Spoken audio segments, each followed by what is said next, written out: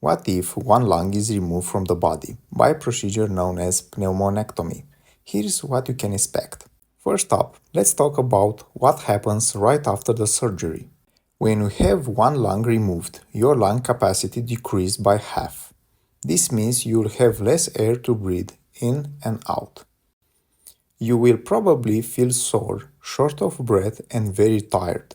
This is normal after such a big surgery. Now, let's move on to how your body adapts.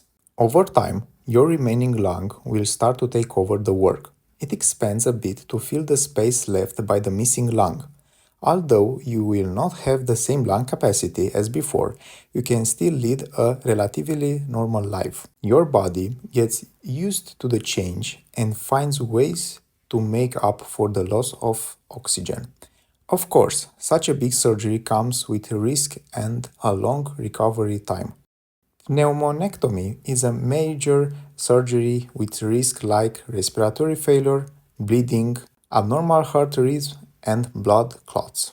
It can take weeks or even months to fully recover without complication. Living with one lung is definitely possible, but it's important to follow your doctor's advice and make some lifestyle changes.